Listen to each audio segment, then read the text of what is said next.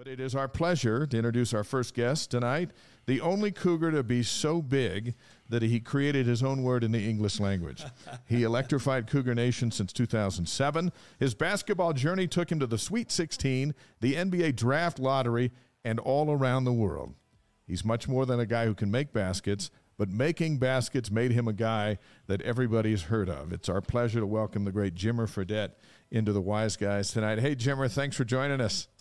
What is up, guys? I am happy to be here. Excited about it. Love the show. You guys are the best, so I'm excited to be here with you guys. Hey, when you see Algier and Jamal do what they did in the NFL as a BYU athlete who also succeeded at the next level, what do you think about when you see those guys do what they've done? Man, it's so great to see. I mean, I was calling for the Atlanta to give the ball to Tyler from the beginning of the year. I was like, listen, I swear, if you would have done that from the beginning of the year, you guys would be in the playoffs right now. I'm like, the guy can run the football. He knows what he's doing. He's smart, but he's super strong, athletic. He's fast. And Jamal has just been a touchdown machine this year. It's been fun to watch both of them. I wish I had Jamal in fantasy, but he's been doing some great stuff. It's fun to see these, all of the Cougars in the NFL that are doing so well. We got a bunch of them right now that are really playing good football, and it's fun to watch. And Jimmer, you follow it pretty close, especially the BYU guys. You know, we got to catch up, you and I and Whitney, when you were here for a game this fall. I know Whitney had like a cheer reunion, Cougarette reunion, and all that because my wife and daughter were involved in that. But you have followed BYU football, whether it be from a distance from wherever you are or up close when you're around, for a long time, right? Yeah. Oh yeah, absolutely. I grew up playing football. I played football all the way through high school. My second favorite sport. I loved it. Loved Friday nights playing in high school, and was recruited to play some football, but ultimately wasn't going to. I didn't like football practice. I was like, I'm not doing that. I want basketball practice. That's much easier for me. But I love it. It's probably my favorite sport to watch, to be honest with you. So I'm locked in on Saturdays watching football, especially our Cougars. And my father-in-law and his side of the family, they're huge Cougar fans. So I couldn't not watch it, that's for sure. But I enjoy it. I love it, and keep tabs on the team. When you were here, were you ever tempted to go make a cameo over at Lavelle Edwards Stadium? Oh my goodness, yes, I absolutely was. Like I just wanted to go into practice and run routes, right? And like just play against the guys, maybe some 7-on-7, have some fun, enjoy doing that. I ended up, playing a little bit more rugby actually than football while I was there, because the rugby guys would work out while we were working out, and I'd be like, all right, let's go play some rugby afterwards. So that was super fun too. But yeah, I would have loved to suit up for the Cougs in Lavelle Edwards Stadium. That would have been amazing. Hey, if you want to make it, I know a few people. I don't know if you knew this or not, but I could. You know some guys. If don't you think we could get Jimmer in the alumni football game? Yeah, you could be the quarter. You could do whatever you want. That would be so awesome. I'm down for that. I'd love to play in that. I don't know, do I have a year of eligibility left? Can I take a graduate year or something to be able to come back and play? I don't know. If you're in graduate school, I think we can get you a grad school one. Let's put a note on that. We were playing, Jimmer. You'll love this. We were playing in a benefit thing. This is a few years ago against a bunch of University of Utah guys, and it was Brian Johnson and his crew, and I'd put a whole crew together with Johnny Harley and a bunch of guys. And we went up at Cottonwood High School, filled the place up. We're playing a flag football game, and we had this great plan. And all planned ahead. When we got down inside the 20-yard line, the announcer said, "Oh, it looks like BYU's bringing in the secret weapon."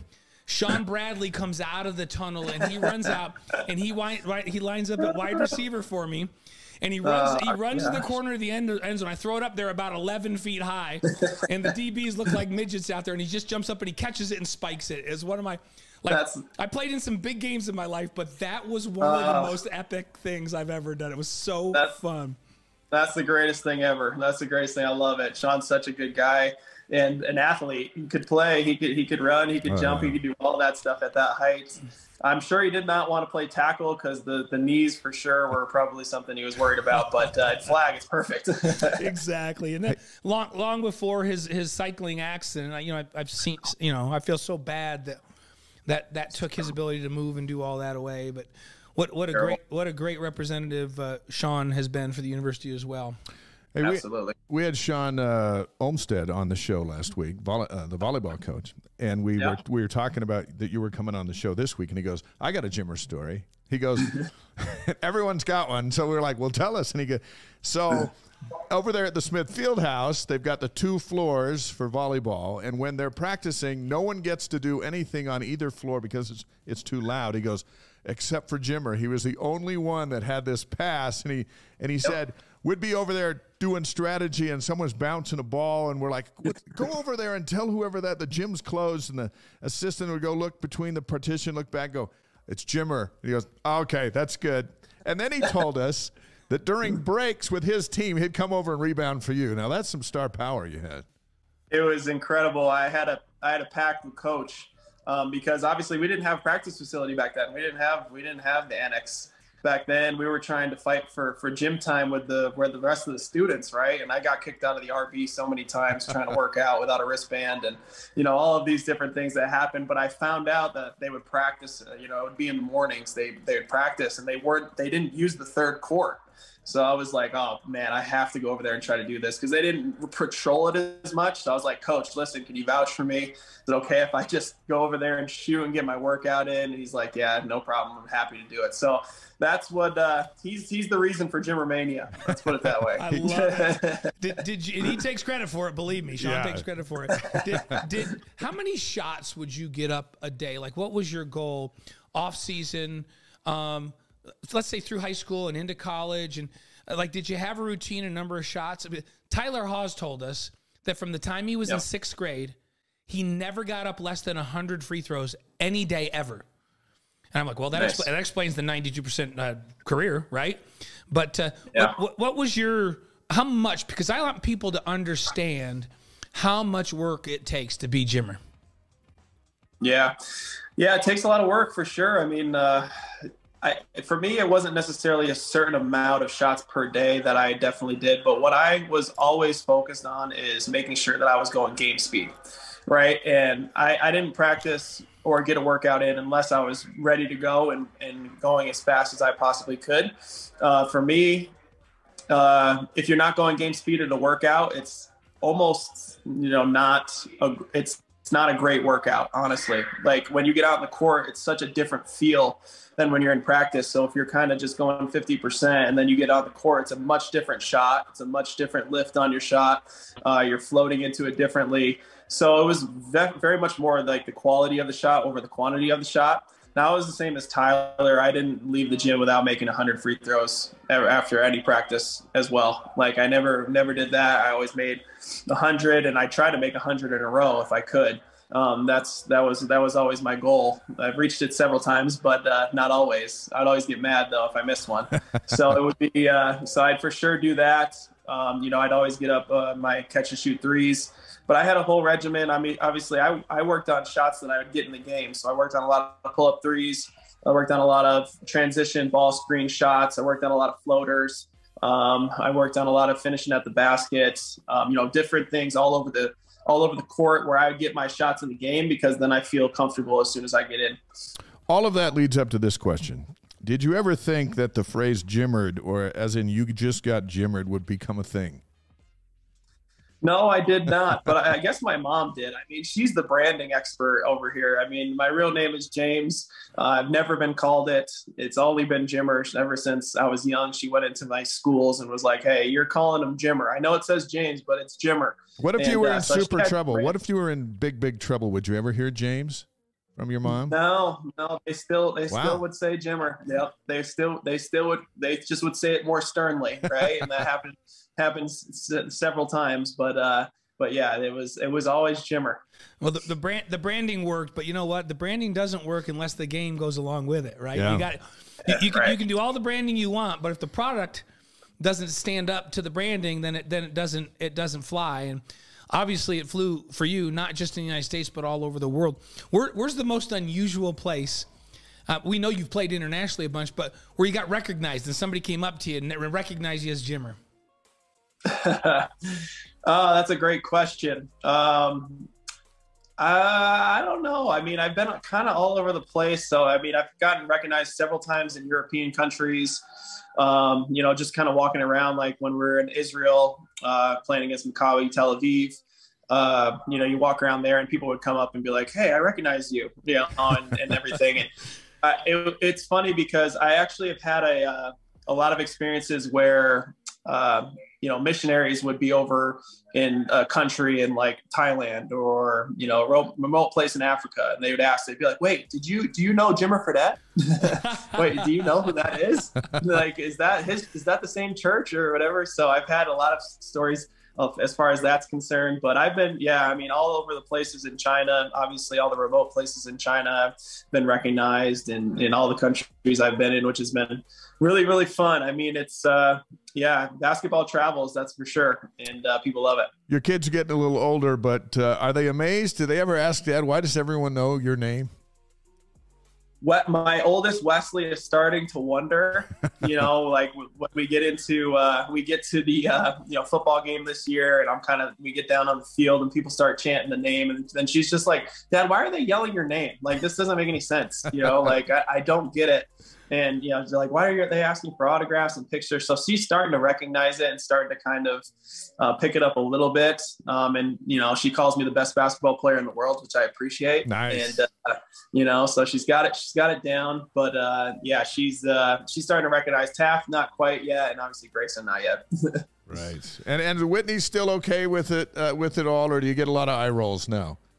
Yeah, no, she's always eye rolling. Yeah, she's like, are you kidding me? Like, this should not still be going on at all, like anything like that. But I mean, in Denver, it's great. We still, we get recognized. We don't get recognized quite as much, so we're able to enjoy our time and have a great experience. And then when we get to Utah, we know, a little bit more, right. Pictures, autographs, different things like that when we get there. So we expect that, and we appreciate the fans. She's always been great, and I always appreciate the fans too. Yeah, and Whitney's an all-star too. Like Dave and I clearly outkicked our coverage, but as great as Jimmer is, he really I know he can sell because he got Whitney. That is for sure. Oh yeah, let me tell you what, it was like a 2-year sell job too. Like it wasn't just like a 1-week thing. I was on that sales job for a while.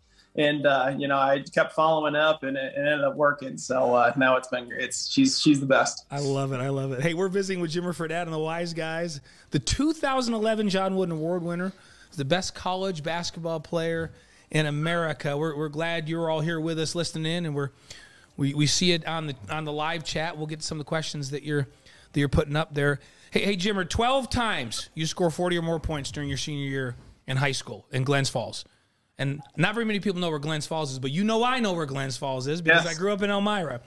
Absolutely. Yet so few colleges understood the talent and offered scholarship to you. What was the deal with that? I'm amazed that more didn't come after you at that time. Yeah, I think a lot of it, it was before social media. I think that's one of the reasons, you can't just put yourself out there. You're sending tape into people, or if they don't see you live, then, that's just the way it worked back in the day. I say back in the day as if I'm older, but, it still was before social media, which is crazy to think about. But, I would go to these tournaments. I was on a good AAU team. We go all over the country. We played against guys like Derrick Rose or Eric Gordon or Michael Beasley or OJ Mayo. And we'd go, and I'd still play really well. I'd have my 20, 25 points for the game, play well. But the problem was that the coaches weren't really there to see me. They were there to see the other guys. And they'd be like, oh, the kid, he played well. But then they would never watch me again. They wouldn't follow up. They'd follow the other guys, right? So the only two that would ever do it was Coach Rose and Fran McCaffrey from Siena College. Those were the two that were always at my games. They were following me no matter what.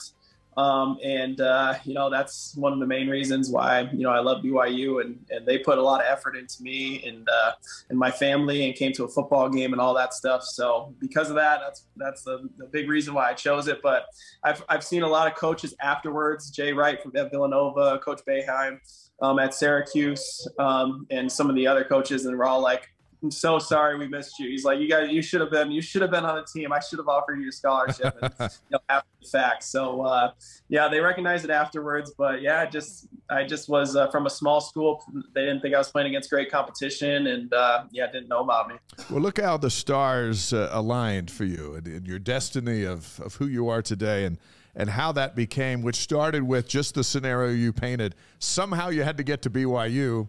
And one of the reasons your sister was out here and there weren't a lot of scholarship offers, but you come and you play off the bench as a freshman, start every game but one as a sophomore, and then things take off as a junior. What happened between your sophomore and junior seasons that prepared you for this launch?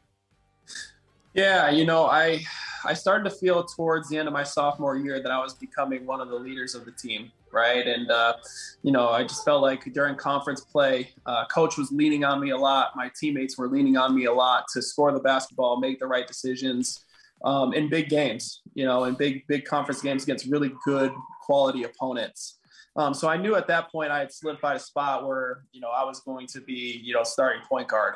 And so at that point, it was like, hey, for me, I had two goals, right? Like one of the goals was I wanted to make sure that our team made it to the tournament every single year and advanced in the tournament. And we had to have a great season in order to do that. And then secondly, my individual goal was always to make it to the NBA. So I was very focused on both of those things. And I knew that I had to get way better if I was going to be able to do that, right? And so I just kept working. A lot of time in the summer, getting shots up, working on my body, working on my quickness, my athleticism, my strength, all of these things to just try to prepare me, knowing that I was going to play a lot of minutes that next year. And, that I was going to be one of the captains of the team and that if, the team was going to go as I was able to help. So I put a lot of effort into it and, just got working that summer. We wanted, as we go forward in this, kind of take a stroll down memory lane with you. But before we get into that, because we want to talk about some of the things that you did during that time. But as we go back and look at those couple of years, your junior and senior year, I always marvel at how much talent was on that basketball team. Yeah. And hard to match that amount of talent. When I think of BYU teams, and, Dave and I are old dudes, so we've been doing this a long, long time. I'd be hard-pressed to find a team, maybe other than that team that Danny and those guys played with in '80, that had the all-around talent that this team that you played with your junior and senior year had. What about that, and what about that collection of talent? How fun was that to play with that group? It was incredible. I mean, not only was it an amazing collection of talent, but everyone bought into their role too. You had guys that probably could have gone other places and been starters or, been high volume guys right off the bat that decided that they wanted to come to BYU because of Coach Rose and what we were building there, and took a little bit of a lesser role, from the beginning, right? So even a guy like Tyler coming in his freshman year, was incredible. Played a lot of minutes, but still was splitting minutes with Charles and some of these other guys. Obviously he had a pick of his litter. He was such a great high school player. Kyle Collinsworth, another guy that was highly recruited, Brandon Davies, Chris Collinsworth. And then of course I have to throw Jackson in there, even though I don't want to. And, all these guys that were just incredible people, and they had one goal in mind. They wanted to win, and that was it. And I loved all of our guys. Such a talented group. As you can see, a lot of guys wanted to play professionally at a high level and still playing to this day. That's great. Hey, so we're going to go down memory lane here. We're going to throw a date and the score, and then we want you to tell us something unique about that night. Now, you won a lot of games, but we've picked the best of the best. You ready? All right, let's do it. Let's go. December 28, 2009. You score 49 at Arizona, which is a McHale Center record. What happened that night? What an unbelievable night. No one expected us to go in that night and beat Arizona. They were a top 10 team at the McHale Center. They never lose in that arena. Amazing fans. And right from the get-go, I just was feeling it for some reason. I had a bunch of threes in the first half. I think Jackson scored a bunch. Guys we were just feeling really good offensively and defensively. I think I had 9 threes that game. Well, I think somewhere in that area, and just the basket was huge, right? And then I just remember at the end the fans at the McHale Center giving us a standing ovation as we left, and that was something that I remember. Wow. On a night like that, when you say the basket was huge, what's that like when you say the basket is huge? Yeah, no, it just is. You get into this zone. It's kind of like when you're like I try to always, liken it to when I'm working out, right? Like when I work out, I try to find a zone when I'm playing where I'm just zoning out and I'm actually just making shots effortlessly, not thinking about it at all, not worrying about anything that's going on. It's just the ball's going up and making baskets. And you can end up making 20, 25, 30 in a row from three, and you're not even thinking about it. And then I try to translate that into the game where it's like, that's the same thing. I'm just going through my workout, basically. It doesn't matter what the defense is doing. It doesn't matter what they're trying to do. I have a counter for all of it. And once I get to my spot, if I get that shot up, I feel like it's going in. So you just feel like you're in that zone, like you're working out, getting your shots off, like there was no one there and nothing, and you're just in an empty gym by yourself. I know that zone. I get in that zone when I'm shoveling the walk. You know, you're just out there. I thought you got in it when you were eating Captain Crunch. Well, that too. Sometimes I see that look in his eye when he's eating Captain Crunch. Bite after bite. Yep. It's perfect. He doesn't even think about it. It's like mindless when he just shovels it down. It's a focus. It's unique. So, okay, let's fast forward to March 11th, 2010. You have 45 points against TCU. You set a Mountain West Conference tournament record. Now, you're going to go on and break that later. We'll talk about that later. But at that time, a Mountain West tournament record, 45 against TCU. Yeah, that was an awesome night. I mean, like I said, everybody there, all of our teams that were in the Mountain West Conference were really good. I think that was a first-round game that we played. We were, we wanted to make sure that we beat those guys to advance in the tournament, right? Like, it's just survive in advance. At that point, we're still fighting for a spot in the NCAA tournament. We figured we'd probably make it, but that's a big game for us. Just went out there, started feeling good, and my teammates always do a good job of finding me when I'm feeling good and in the zone. Coach Rice, Coach Rose were like, "Hey, run some plays for him, get him involved, let him shoot the basketball." And so I appreciate that from everyone. But it was a great game, big game for us to be able to advance in the tournament. Speaking of the tournament, go to March 18th, 37 points against Florida in the first round of the Big Dance. Yeah.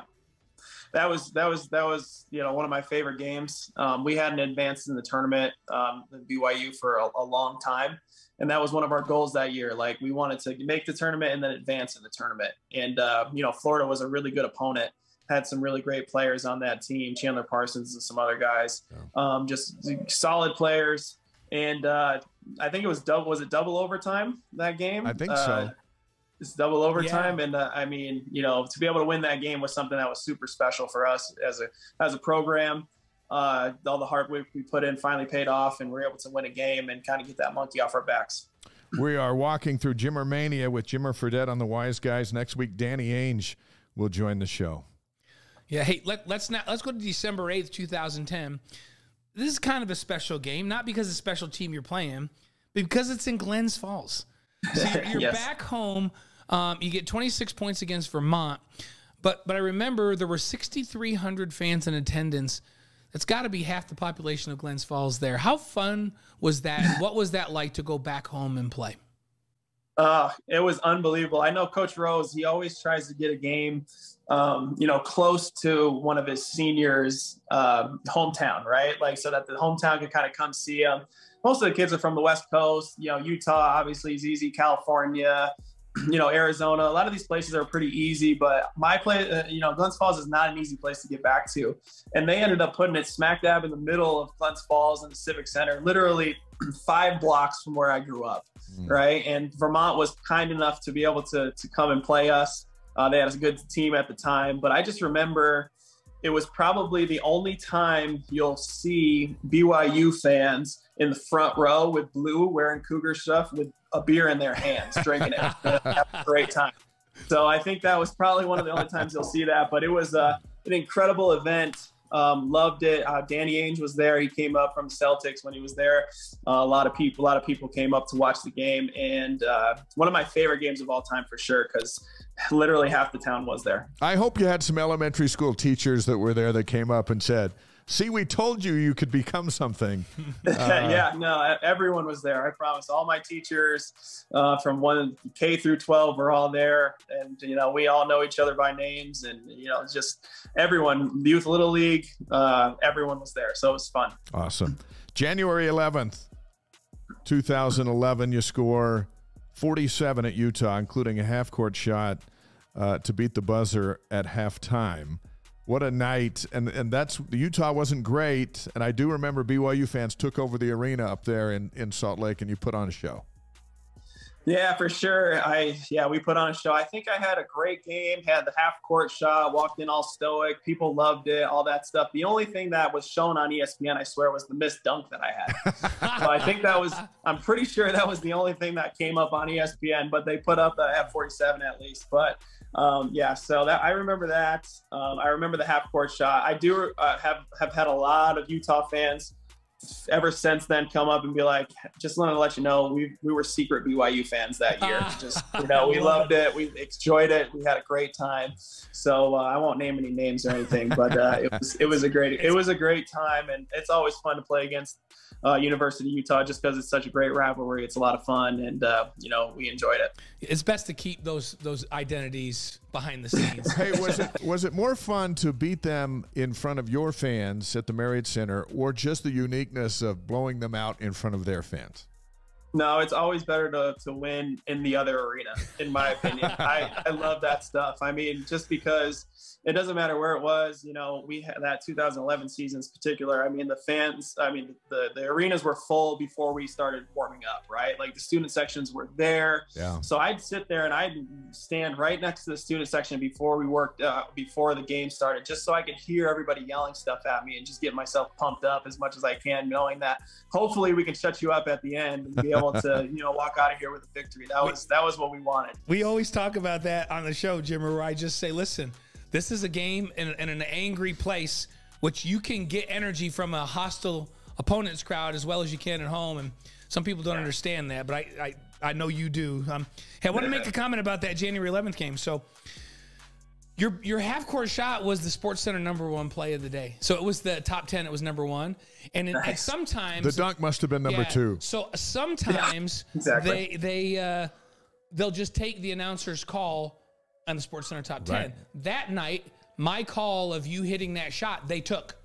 All my friends back in New York called me. He's like, dude, you were the #1 play. You were the #1 play on SportsCenter Day. I'm like, what are you talking about? No, you were the #1 play on SportsCenter. Like your voice. I'm like, what are you talking about? They go, Jimmer's half-court shot. You called it. And I'm like, oh wow. That's hilarious. I love it. So I wrote on your coattails to get my voice on the SportsCenter #1 play of the day. Nice. We did that together. Yes, that was us. Yes, we did. Yes, we did. Hey, let's take you to February 5th, 2011. You scored 29 against UNLV at the Marriott Center, which is a big deal. But the bigger deal is you become the Mountain West Conference all-time leading scorer. What did that mean to you? Yeah, that's a big deal. I mean, there's some great players that have come through the Mountain West Conference, and obviously it took a long time to get there. That's my senior year at the very end. So obviously it takes a lot of hard work and a lot of consistency to stay healthy throughout the whole time, and then have a team that truly believes in you and lets you go out there and do your thing. To be able to break that record was something that was super special, and something I definitely won't forget. March 11th. Month later, 52 against New Mexico at the Thomas and Mack Center. That was nuts. With all the McCann kids sitting like on the top row of that place. You break Danny Ainge's all-time record. I think you did it with one free throw in the whole thing, but you get 52. What was going through your mind? I knew you were in that zone, but when you came out of the zone and realized what you did while you were in the zone, what did you think of? It was such a fun night, just because, I mean, prefacing that whole thing, we were not supposed to beat New Mexico. Like that was a game that everyone thought that we were going to lose. They had beat us twice that year. They had our number for some reason. They were the only two losses that we had in conference, and we only had 3 for the whole year. So we lost to them twice. And I was super mad at that. And I was just like, I don't want to lose this game. I really don't. I'm going to do everything I can. I might shoot way too much, but hopefully they're going in, because if they go in, then hopefully we have a chance to win. And so we ended up winning that game, and I was able to break, a bunch of different records in that game. And then afterwards, just, seeing, my family up there, Whitney, and, just everybody, just to be able to enjoy that moment afterwards and realize, what I was able to accomplish is special. There's a lot of hard work that goes into this, a lot of hours, a lot of years that goes into this type of work. So to be able to see some fruits of your labor is really exciting, and something that I was truly grateful for. We'll ask Danny next week, but what do you remember Danny telling you after that? Yeah, he was just, he said, congratulations, you deserve it. And he said that, told me I was a great player and obviously a great person. So, he said he was happy that it happened with me. When deep down, I'm sure he was like, I don't like that you beat my record. And because that's how everyone thinks, right? And I get that. And then Tyler goes and breaks it in like 2 years. I'm like, Tyler, you couldn't have waited. Like I couldn't have the record for, maybe 20 years like Danny, or 30 years like Danny did. Like he had to go and break it like right away. So I didn't like that. It didn't seem right for Tyler to do that. He was on the show, and we talked to him about that, and he doesn't feel bad about it at all. He does not feel bad. He doesn't. I talked to him about it. He doesn't feel bad about it. And I've tried, I don't know. He did admit that he said Danny and I played a lot more as freshmen than Jimmer did. So he admitted that. That is true. That is true. But I think I had the ultimate green light as a senior. Yes, that's true. So I mean, that was something that was a little different too. And sometimes Danny reminds us that there was a 3-point line. He always goes like, "There's no 3-point line during the Jimmer era." Totally. Yeah, I agree. Hey, let's fast forward a week after that great New Mexico game where we were all shaking our head. I called that game too, by the way. March 19th, 2011. Now you're in the tournament, and you score 34 against Gonzaga to return to the Sweet 16. Yeah, probably my favorite game, just because of the fact that we were able to reach our goal, making it to the Sweet 16. Obviously, we wanted to advance further than that, but to make it to the Sweet 16 for the first time since Danny's teams, it was special for the university.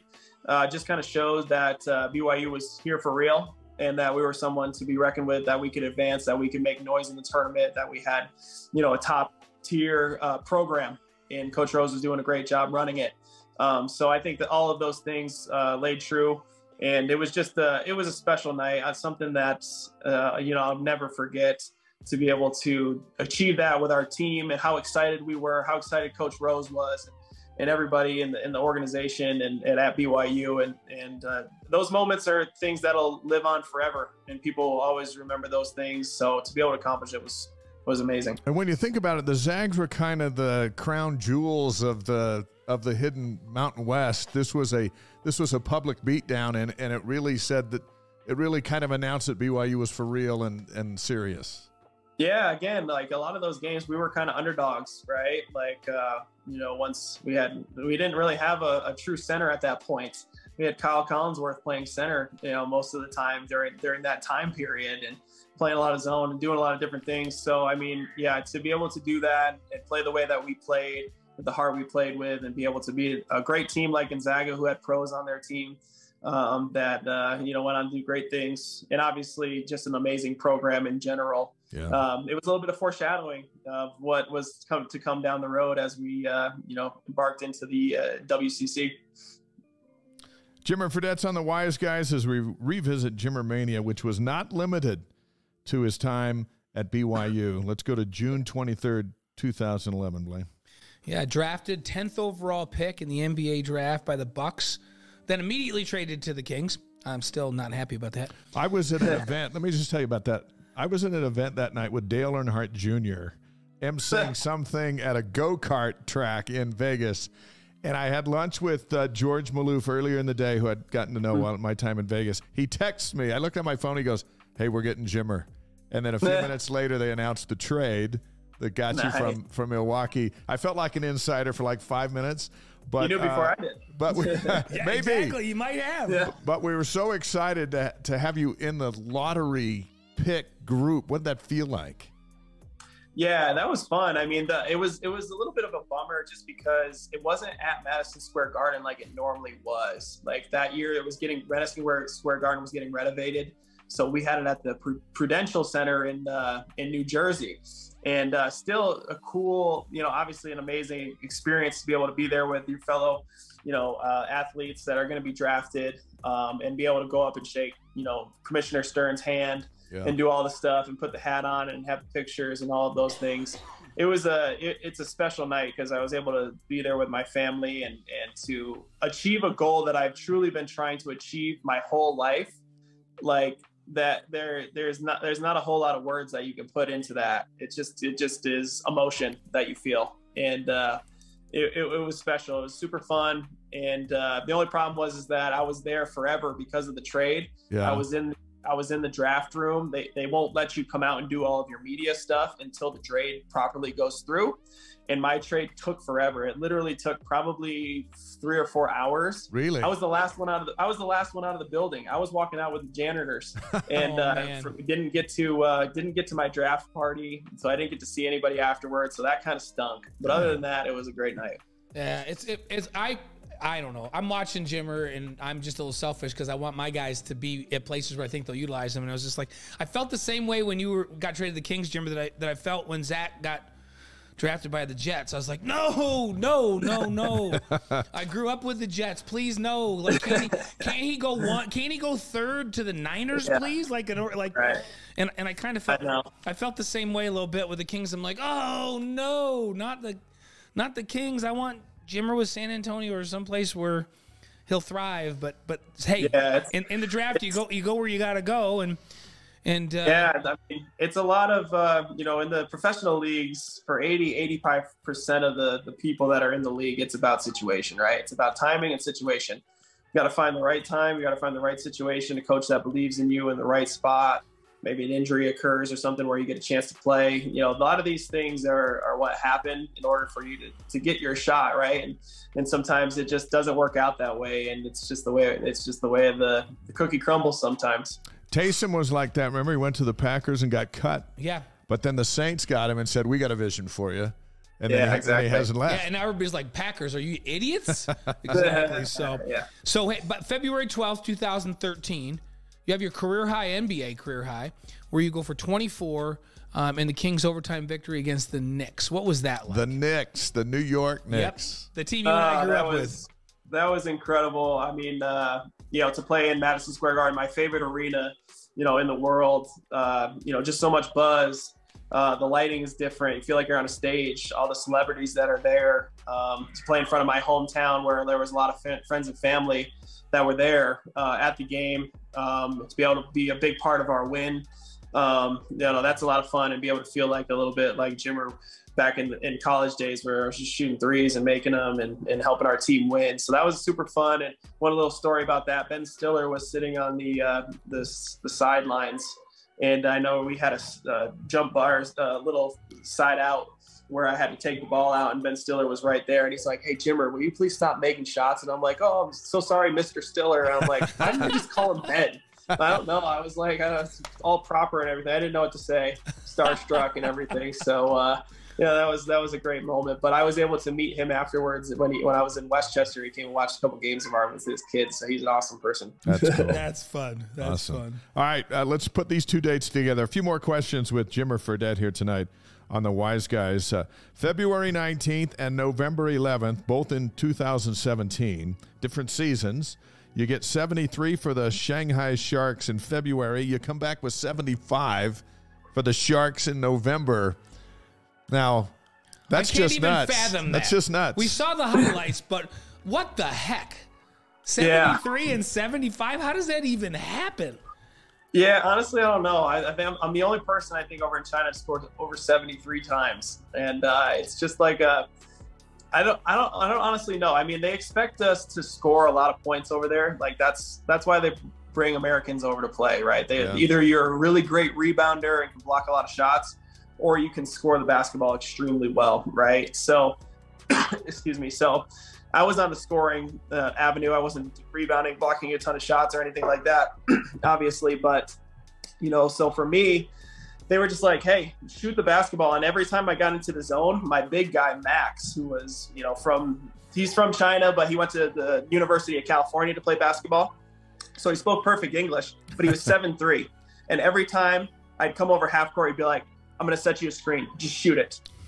Every time. So I literally would come up the court. He'd set it over at half court, set the screen. I'd navigate it and I'd shoot it. And he's like, when you're feeling it, just let me know. And we just kept running it over and over and over. And, that basket seems so big when you start playing and start hitting those shots. And I don't know how it happens, to be honest with you. It's just it's like hard to remember because it's such a lot. It's so many points that you don't really know how you get there. You just kind of just shoot and all of a sudden you're there.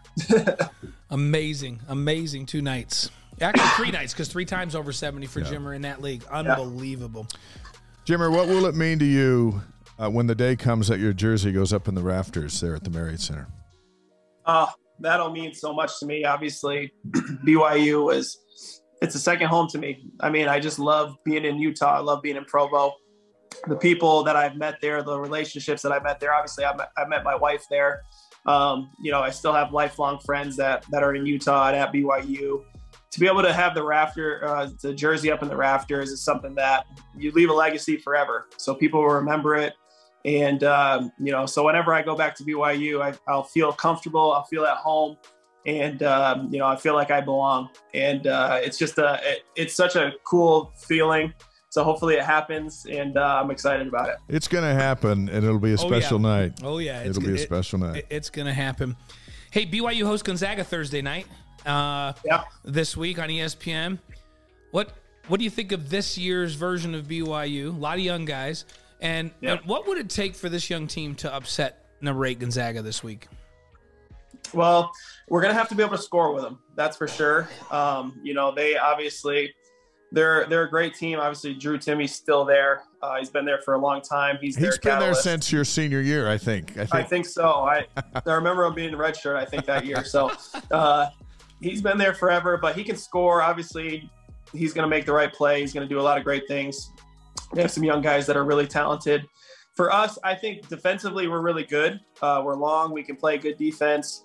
I just think that we need to be able to score with them consistently, right? We can't go through a scoring drought where we're not scoring for 3, 4, 5 minutes. If that happens, they're going to continue to score the basketball at a high level. And then it's about trying to catch up, and it's difficult to catch up with a team like that. So being able to make open shots, I think we get open shots. I don't mind the shots that we're getting. I think we're getting good shots. It's just about making them and then continuing to play hard and feeding off the energy of the crowd. Obviously, the Rock and BYU is, the Marriott Center is going to be going nuts. So if they can feed off of that energy, get some easy buckets off of turnovers, make their open shots, and not have any scoring goals, I think they'll be in the game, and hopefully they can get a win. First time in 3 years that the Zags haven't been number 1 or number 2 coming into this. Hey, can you believe that they've been that good for that long? One of our streamers asked what advice you would give, especially for these young guys. You got 3 return missionaries on this team, Richie Saunders and Dallin Hall and Andy Toulson's son, Tanner Toulson. What advice would you give these young guys? And then there's some other young guys like Jackson Robinson's a young face that really hasn't played. There's so much young talent on this team. What advice would you give to these guys as they develop and move into the Big 12? Yeah. Well, first of all, I love that they're playing. To be able to have guys that are freshmen, sophomores that are playing a lot of meaningful minutes is going to serve them so well moving forward in the next year, 2, 3 years, because they'll have a camaraderie together. When I was there, it was Jackson and I started ever since we were sophomores. So because of that, we had 3 years to grow together. So we knew exactly what we were going to do on the court. Right. We knew exactly what was going to happen. So same thing with Dallin and Jackson and with Richie and these guys who are playing a lot of meaningful minutes will know what each other is going to be doing on the court. So for them, I would just say stay the course. You're going to go through your bumps and bruises, but I always want to make sure that they are playing their game and they're being aggressive. I do not want them to be passive. They need to go out there and just be aggressive, act like they're the leaders of the team, and go out there and play with that type of energy, that type of effort.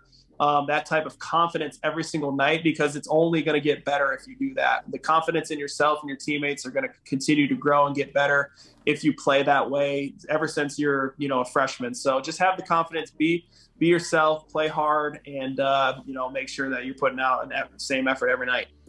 All right, Jimmer, we've been friends for a long time, so shoot straight with us. Will Jimmer Mania make it to the 2024 Paris Olympics in the 3-on-3 competition? Oh, I would like to believe that, yes. I'm planning on being there. My wife told me that I need to go there. She wants to go on the trip. She wants to make it out to Paris. So she's like, you're making it to the Olympics, just so you know. So I'm like, all right, perfect. I'll put all of I can into it. So I think we have a really, really good shot to be able to do that. And I also, I'm happy with how things are going. It's been a lot of fun. It's a different sport, but it's re-energizing. It's re-energized me. I've really enjoyed it, working out for it, and have a new goal in mind, which always is a lot of fun for me to try to go out and reach. So I think we're going to make it, as long as we, play well this summer and stay healthy. And then from there, hopefully I'll be in 2024. So you're going to play in the FIBA 3x3 World Tour this summer, right? What's that about? And can people see that? How can people see that? Yeah, everything is streamed live on YouTube. So you can just put in 3-on-3, FIBA 3-on-3, and then they'll have an event that's going on that weekend. Now I'll probably play in 6 to 8 events from April until November or December, and help our team qualify and kind of just keep getting familiar with the sport, play against the competition that we'll be playing against in the Olympics. Like I said, a lot of these guys have been playing for, 7, 8, 9, 10 years.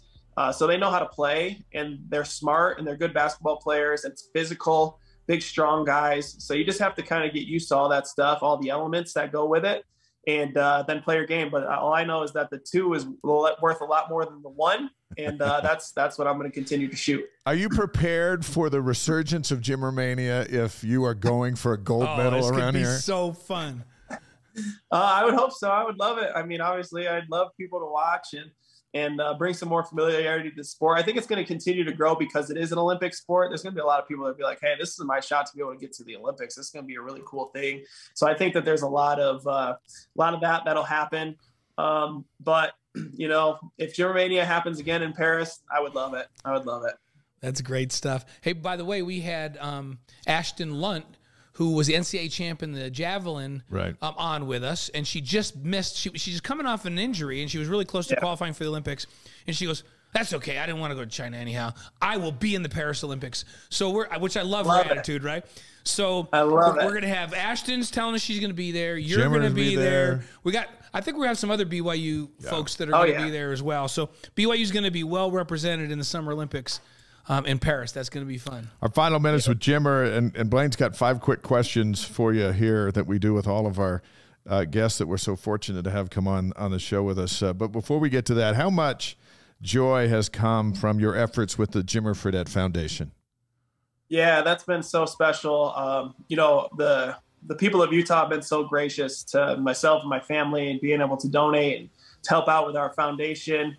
We've started a Choose Kindness program where we're in over, 60 schools across the country, helping kids promote and choose kindness, and teaching them how to be kind and how to be inclusive, how to treat people, and the skills that you need in order to continue to have a great foundation moving forward, to just be nice to people and be kind. And it's been a great program so far. We're continuing to grow. The Cook Center for Human Resource, they have been such a great partner for us to be able to help out with Greg Cook and his family, who have been amazing to our foundation, and all the other great sponsors that we've had throughout the years that we truly appreciate. And it's all about the kids. They enjoy it. They love our programs, and it's really helping with kids change their lives. And it's the most important thing that I do, on a daily basis. So it's something that's special, and hopefully it continues to grow, and we can help as many people as we can. Where can folks go to get more information to get involved with your foundation? Yeah, Jimmerosity.org you can go to, or you can find us on Instagram or Twitter. Our handles are just @Jimmerosity. So you can go in there, find out more about it. We have links that you can click on to go to our website and get to our foundation president, Blair. And, so we're happy to have anybody that wants to help reach out and talk with them, and we truly appreciate it. That's awesome. Yeah, we just put the link up on our live stream so that people can see that, click on that, and go. And what an unbelievable message. The world needs that message right now, so this is awesome. We love what you're doing, what Whitney's doing. You guys are a light to the world, that's for sure. Are you ready? You ready to get after him with 5 questions? Oh, yeah. Of course. Let's do it. Okay. Let's do it. You're not leaving a lot of, you just have to, it's like when you're in the zone, like you don't think about them, you just answer them. So, just answer. Got it. Favorite sports movie? Rocky. Nice. Oh, not Hoosiers. Not Rocky 2, Rocky 1.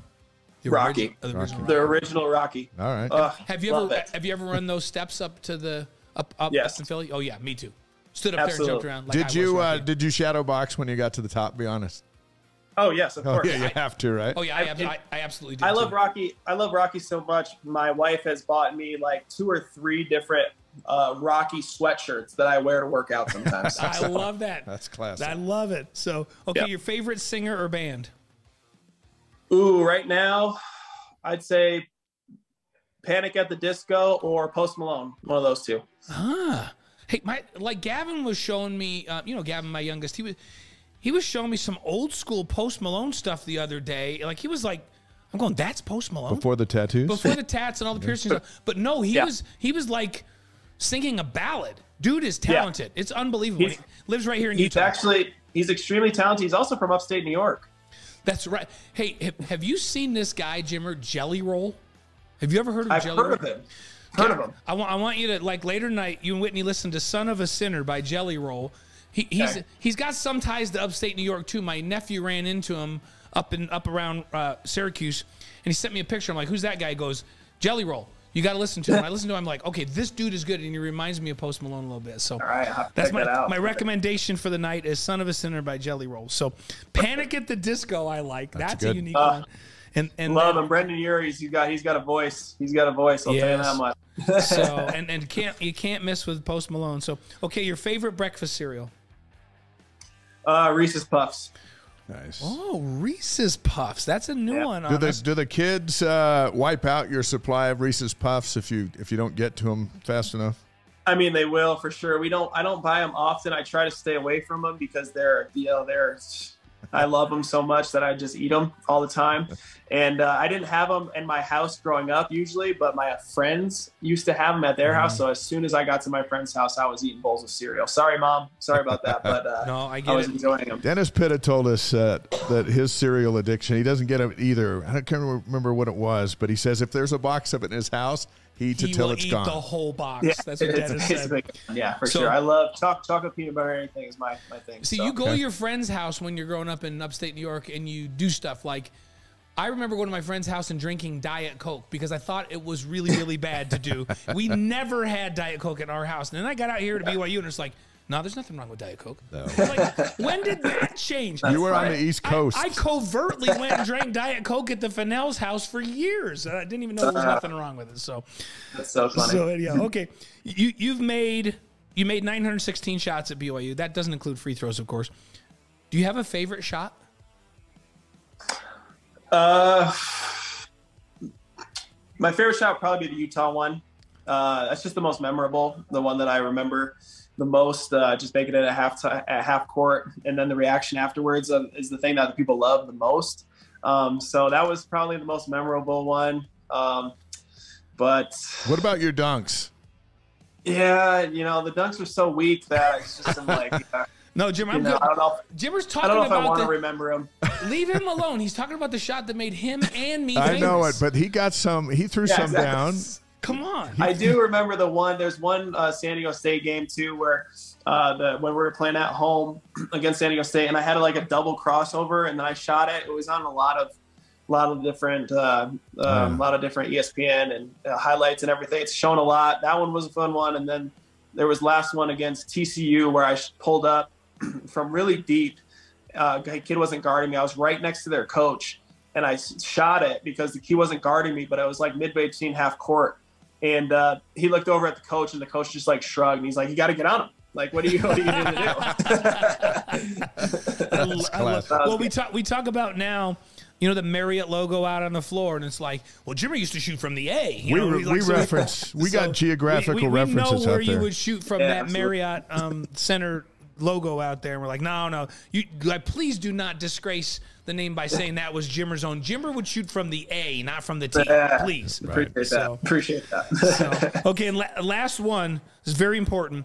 What's the favorite piece of advice that Whitney has ever given you? Oh, get this right. She's taught me a lot of different things, but the one thing that she's taught me two different things that I can think of right now that were really important. One is she's like, you got to talk to people. Stop being so shy. Like it's like you're talking to a wall sometimes when they're talking to you, and you need to open up and start talking to people. So I've gotten much more charismatic and much more open in talking to people as I've gotten older and gotten to be with Whitney. So that was one thing. And also, don't procrastinate. Like, just get things done. Go, like, it makes you feel much better. Don't wait until the last minute. Like, when someone says to do something, get it done right away. You won't have to worry about it. You won't have to think about it afterwards. And that's been great advice for me too. So those two things have been huge. Words to live by, right there. Yep. Don't procrastinate. Hey, Danny Ainge is going to join us next week. Do you have a question you want us to ask him?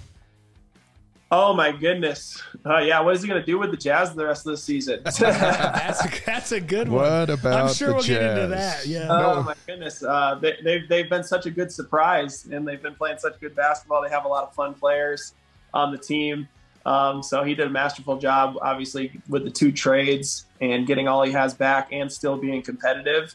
And I think the biggest thing that he did also was hiring Will Hardy. I was with Will a little bit when I was in San Antonio, and the guy's just he's a stud. So he's a great coach and someone that's going to keep him competitive for a long time. I thought you might say, hey, tell Danny the 3-point line's way overrated. You know, we'll tell him that. I'll tell him that. So yeah, exactly right. So hey, we sure appreciate you. We appreciate you. Please give our love to Whitney. And by the way, Grandpa Fowler, my dad, would be mad if I didn't give you a long distance hug and send one to Whitney from Grandpa Fowler. He loves you guys. They're the best. They're the best. I saw them before every game. Walked right down the stairs, gave them both a hug, and walked down the stairs. Yeah, I love you guys. Hey, let me finish with this quick story, and if you've heard it before, it'll be just as cool.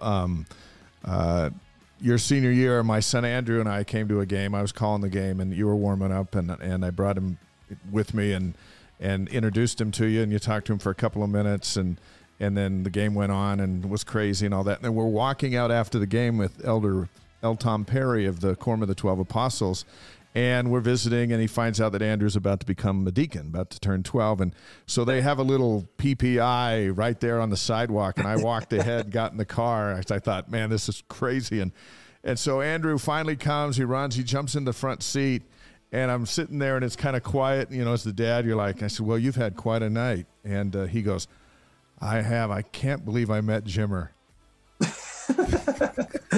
And as a dad, you're like, well, you did also meet a member of the Quorum of the 12, and he talked to you face to face, and he goes, yeah, that was cool too. Yeah, exactly. That's so funny.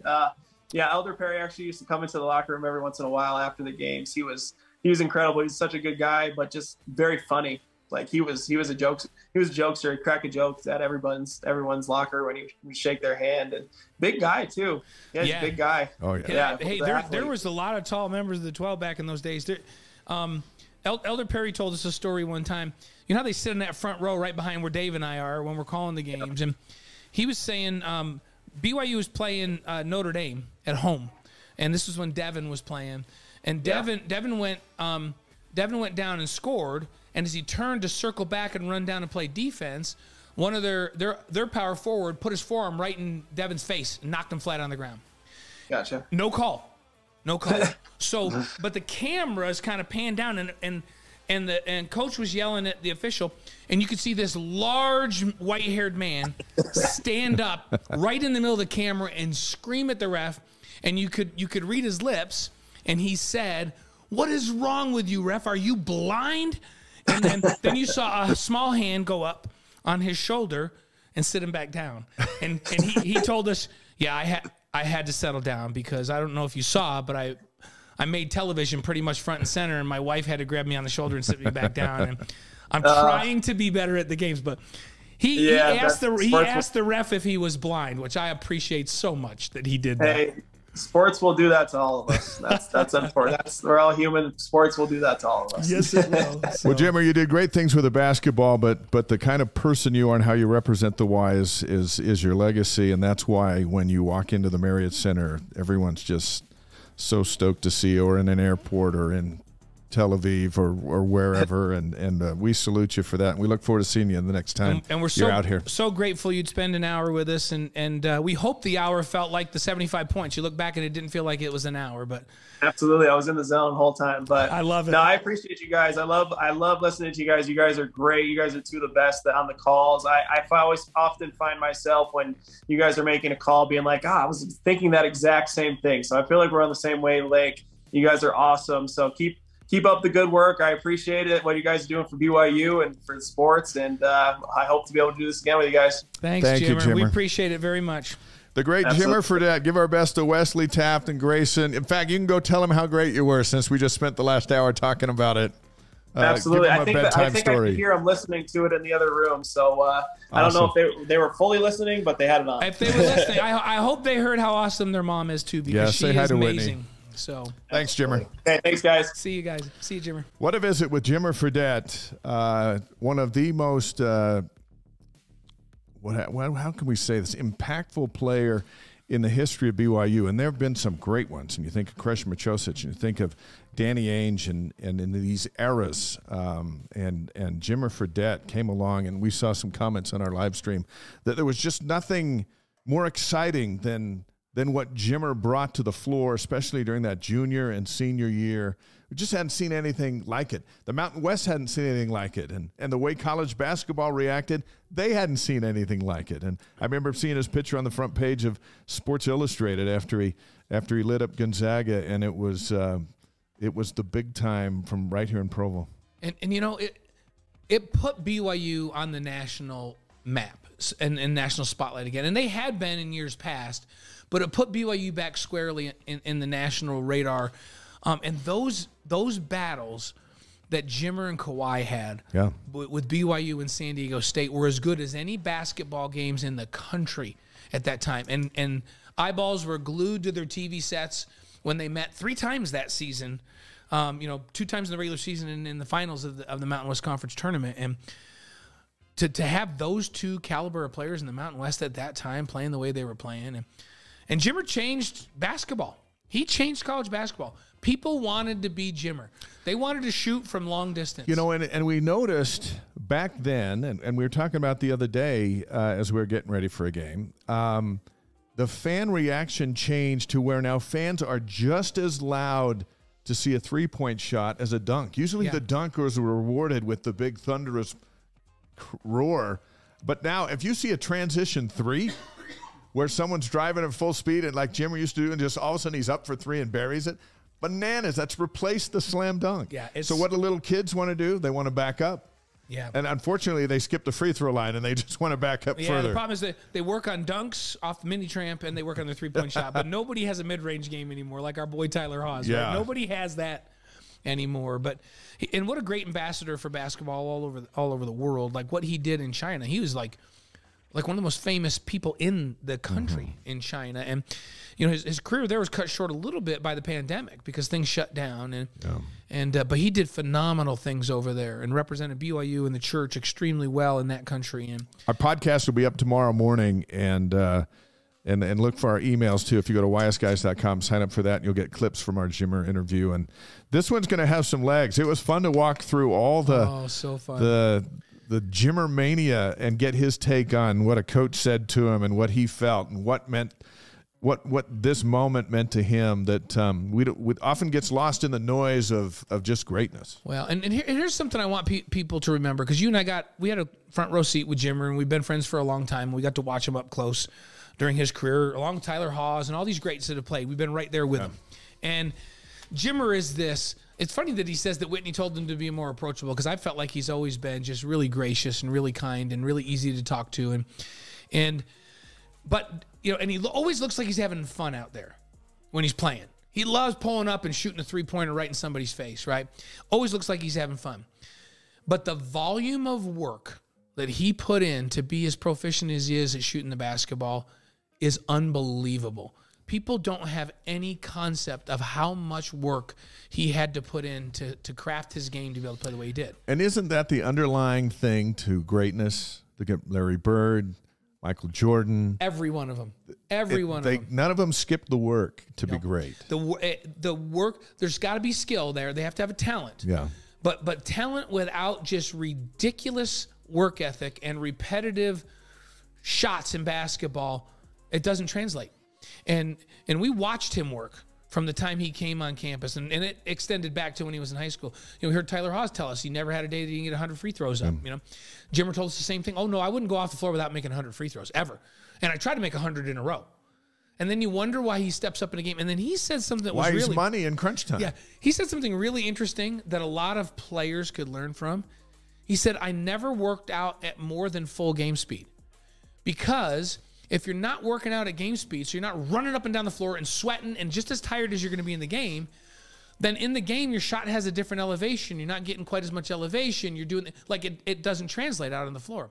So he always made sure when he was doing a workout, a shooting workout, that he did it at full speed and game speed, so that when he got in the game, it translated to the game. That's a phenomenal lesson for young players to learn from. That's what he did. And he was a fierce competitor and an unbelievable worker. I remember before the New Mexico game down there where he had the 52, he went and he shot, let me think of this, 1, 2, 3, 4, 5. So he shot 5 spots, 5 threes at each spot.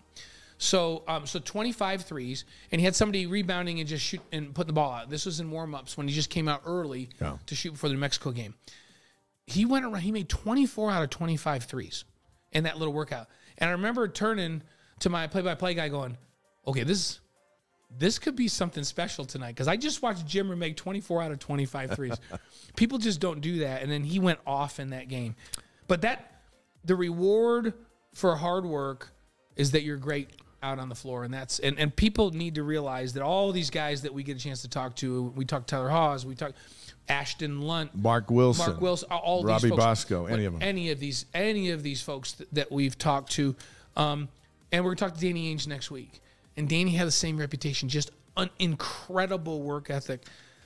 That kind of goes unnoticed sometimes because it's behind the scenes, but that's what it takes to be great.